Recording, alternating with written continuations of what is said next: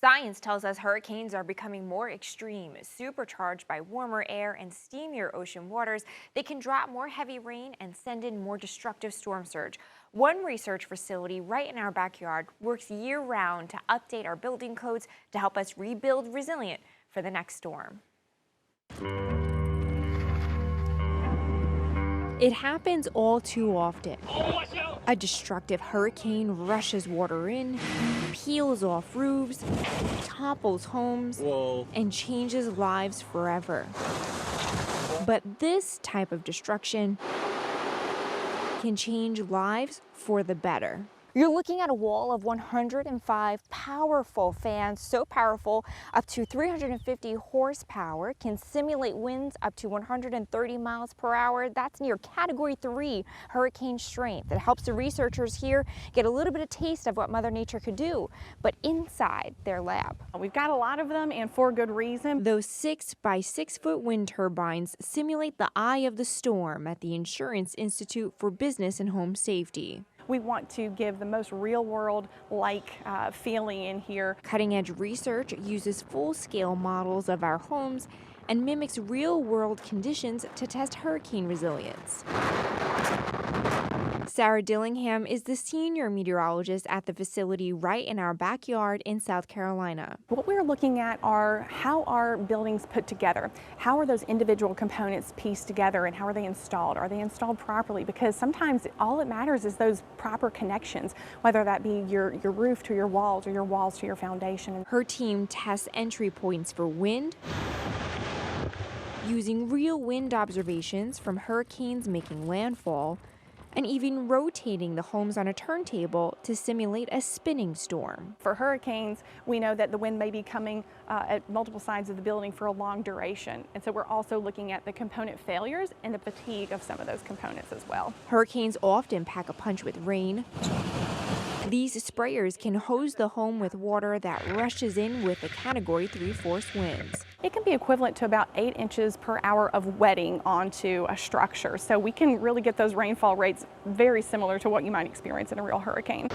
One of the most common vulnerabilities in the home is the garage doors. Garage doors have been identified as a large vulnerability in regards to allowing wind into the home that can then cause a cascade of failures. Another point of entry for damage is the roof.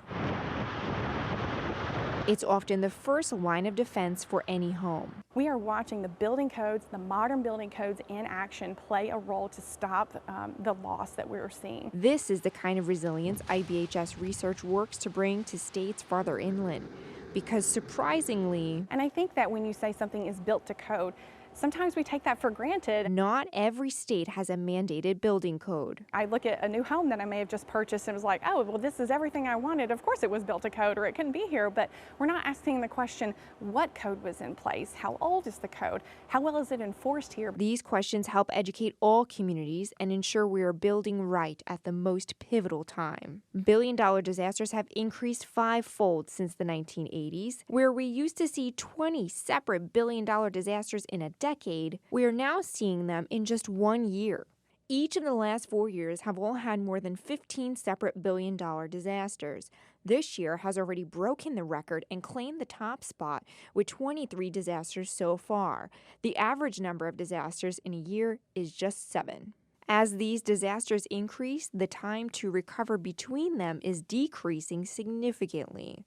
Rebuilding resilient is more important now than ever before. Hopefully that we will use those opportunities where these disasters are very unfortunate, but we use those as educational and learning opportunities to build better for the next time. And while we always hope there is never a next time, that was my house. Science tells us hurricanes are becoming slower, wetter, and more intense. We want to break the cycle of damage. And the best way to prevent extreme loss, when we do it the second time around, let's use those opportunities to build stronger, is to rebuild resilient.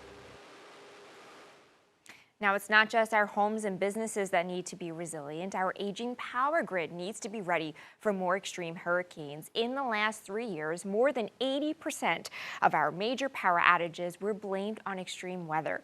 A study done by Climate Central ranks North Carolina near the top for the most weather-related power outages in recent decades.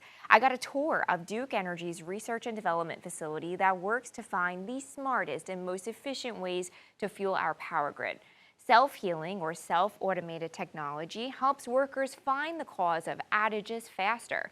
Adding more energy sources to the grid like wind and solar not only will be cleaner for the environment, but makes our grid more reliable during extreme weather. Battery storage research is another crucial part to the resilient power grid. Better batteries will help communities store up energy for future use during outages. Innovation and research at facilities like IBHS and Duke highlight that mitigation and adaptation are key. With 4 months still to go in the year, 2023 already broke the record for the most billion-dollar disasters in a year.